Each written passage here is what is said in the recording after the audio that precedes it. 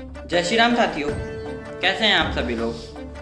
उम्मीद करता हूँ आप सभी लोग अच्छे होंगे और इसी उम्मीद के साथ आज की इस वीडियो को चालू करते हैं। आज सुबह एक मैंने पोस्ट डाली थी। आज सुबह से मेरा मतलब है 12 जून 2021 को मैंने एक पोस्ट डाली थी कि कुछ बहुत ही रोचक तथ्य, रोचक जानकारी मेरे हाथ लगी है हिंदुस्तान के दो सबसे बड़े परिवारों के बारे में।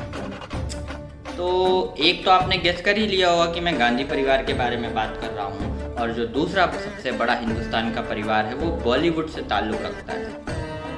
अब आपके मन में दो परिवारों के नाम आ रहे होंगे, एक कपूर खानदान और दूसरा बच्चन फैमिली। तो आज बात करूँगा बच्चन फैमिली और गांधी फैमिली के बीच के रिश्ते के बारे में। 4-5 साल पहले मैंने कुछ कहानियाँ सुनी थी, लेकिन उस वक्त मैंने इन चीज़ों को जनता के सामने पेश नहीं किया था क्योंकि उस वक्त मेरे पास कोई प्रूफ नहीं था, केवल ये कहानियाँ सुनी सुनाई थी। तो आज मेरे पास कुछ ऐसे प्रूफ आए हैं जिनके बिना पर मैं ये वीडियो बना रहा हूँ, क्योंकि बिना तथ्यों के मैं कभी कोई बात नहीं करता। गलत नैरेटिव समाज में बनाने का काम मेरा नहीं है। मैं तथ्यों को आप लोगों को बता दूंगा और उसके बाद आपको डिसाइड करना है कि ये रिश्ता क्या कहलाता है। तो चलिए बात करते हैं अमिताभ बच्चन जी के बारे में। अमिताभ बच्चन जी की उम्र इस समय 78 साल की है और उनकी शादी 1973 में हुई थी। वहीं एंटोनिया माइनो की उम्र 74 साल है। उनकी 78 साल है, इनकी 74 साल है, मतलब 4 साल का डिफरेंस है। उतना कोई बड़ा एज डिफरेंस भी नहीं है।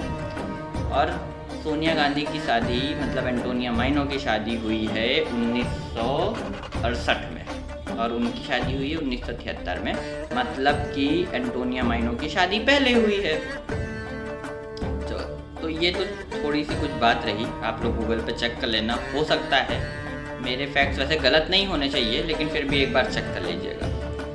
तो अब एंग्री यंग मैन के बारे में मुझे बताने की आप लोगों को ज़रूरत नहीं है। उनके तो बहुत सारे किस्से फेमस हैं, चर्चित हैं।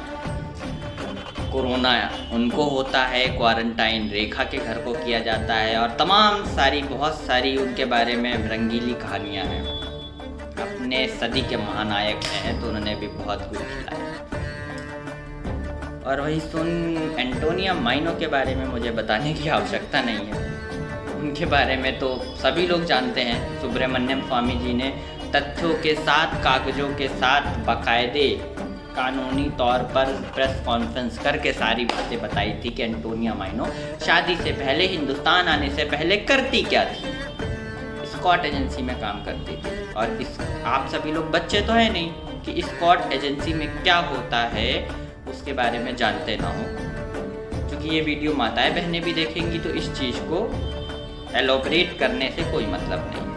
वो स्कॉट एजेंसी में काम करती थी, जो कि सत्य है। और ये मैं नहीं, सुब्रमण्यम स्वामी जी कह रहे हैं और तथ्यों के साथ कह रहे हैं। तो अब आते हैं आज के मुद्दे पर। आज का मुद्दा ये है मेरा कि जब सोनिया गांधी, जब एंटोनिया माइनो सबसे पहले हिंदुस्तान आई ना, जब पहली बार वो हिंदुस्तान आई थी, तो उनको पिकअप करने के लिए राजीव गांधी या गांधी परिवार से कोई एयरपोर्ट पे नहीं गया था। उनको लेने के लिए एयरपोर्ट पे पता है कौन गए थे? हमारे angry young man Amitabh Bachchan ji. और एक बात मैं पूरी दावे के साथ कहता हूँ, जो भी बात आज करूँगा ना इस वीडियो में, कोई माइकल लाल मेरी बातों को झुठला के दिखला देना तो बताना। मुझे पता है ये वीडियो बनाने के बाद बहुत सारी दिक्कतों का सामना मुझे करना पड़ सकता है, लेकिन फिर भी सच दुनिया के सामने रखने का दायित्व तो मेरा है, काम मेरा है। मैंने एक आर्टिकल लिख लिया था आज सुबह इस विषय पर, लेकिन मैंने फिर सोचा यार आर्टिकल ज़्यादा लोगों तक नहीं पहुंचेगा, एक वीडियो बनाते हैं। वीडियो आप सभी लोगों के माध्यम से ज़्यादा लोगों तक पहुंचेगी। तो एक बार अगर मेरे तथ्य आपको सही लगे, अभी मैं प्रूफ भी दिखाऊंगा आपको, नहीं तो गूगल आज सबके पास है, गूगल सर्च कर लेना। तो और फोटो भी दिखाऊंगा, यहाँ पर फोटो भी चल रही होंगी अगल बगल में। तो इस वीडियो को ज़्यादा से ज़्यादा शेयर ज़रूर कर देना। तो जब एंटोनिया माइनो सबसे पहले हिंदुस्तान आई ना, तो उनको पिकअप करने राजीव गांधी, संजय गांधी या गांधी परिवार से कोई नहीं गया, अमिताभ बच्चन जी गए।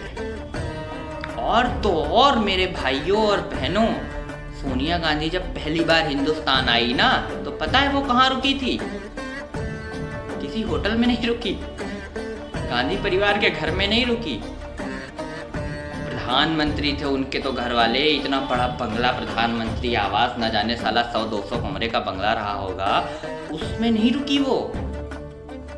उनको पिकअप करने अमिताभ बच्चन आए थे, रुकी वो अमिताभ बच्चन के साथ अमिताभ बच्चन के घर में। और अमिताभ बच्चन की शादी नहीं हुई थी उस समय, और इन लोगों की ज़्यादा उम्र में भी डिफरेंस नहीं था, मात्र 4 साल का अंतर था। अब बहुत कम शब्दों में मैं कह रहा हूँ, लेकिन मेरी बात को, मेरी भावनाओं को समझिएगा। मतलब आपके घर की अगर कोई लड़की, आपके घर की अगर होने वाली बहू किसी और जवान आदमी के साथ रुके, और 1-2 दिन नहीं कई दिन रुके, इसका क्या मतलब है भाई? एंग्री यंग मैन, ये रिश्ता क्या कहलाता है? चलो, अब जो मैं कह रहा हूँ उसका प्रूफ आपको दिखा देता हूँ। नहीं, बहुत लोग कहेंगे आज का दैनिक जागरण, मतलब 12 जून 2021 का दैनिक जागरण पढ़ लेना। उसमें एक शनिवार के दिन स्पेशल पेज आता है जिसका नाम होता है सब रंग। सब रंग के लेफ्ट हैंड साइड के कॉर्नर पे एक आर्टिकल लिखा हुआ है, उनका नाम है जिन्होंने आर्टिकल लिखा है विष्णु शर्मा जी। उनके आर्टिकल की सबसे नीचे की लाइन, सबसे अंतिम लाइन पढ़ना, उसमें लिखा हुआ है तब तक सोनिया गांधी बच्चन परिवार के बंगले में रही। तो दैनिक जागरण जो कि राष्ट्रीय अखबार है, उसमें ये बात आई है, तो जाहिर सी बात है गलत नहीं होगी। अब दूसरी बात मैं आपको बताता हूँ, अमिताभ बच्चन का करियर बहुत अच्छा था, सदी के महानायक कहे जाते थे, और उनके पिताजी बहुत बड़े लेखक थे। उन सब बातों पे नहीं जाते हैं, अब बात करते हैं उनके राजनीतिक करियर की। तो उनका राजनीति में कभी आने का कोई मतलब नहीं था, हालांकि गांधी परिवार भी कभी राजनीति में नहीं आना चाहता था, लेकिन दुर्भाग्यवश उनके सारे प्रधानमंत्री जो राजनीति में नहीं आना चाहते थे सब प्रधानमंत्री बने। तो अमिताभ बच्चन भी कभी राजनीति में नहीं आना चाहते थे, लेकिन 1984 में उन्होंने चुनाव लड़ा प्रयागराज की सीट से कांग्रेस के टिकट पे, और तब के मुख्यमंत्री बहुगुणा जी को उन्होंने हराया। अब पता है ये किसके कहने पर चुनाव लड़ा था इन्होंने? अपनी उसी मित्र, उसी सखी, उसी सहेली के कहने पर, जिसको लेने के लिए तपती धूप में, तपती दोपहरी में एयरपोर्ट की लाइन में खड़े थे, एंटोनिया माइनो के कहने पर। समझ सकते हैं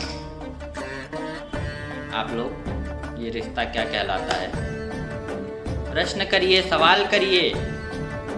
मुझे पता है बहुत सारी दिक्कतों का सामना मुझे करना पड़ सकता है, फिर भी ये वीडियो बना रहा हूँ, तो जिम्मेदारी आप लोगों की है कि शेयर करके ज़्यादा से ज़्यादा लोगों तक पहुँचा देना। जय श्री राम, हर हर महादेव, वंदे मातरम, भारत माता।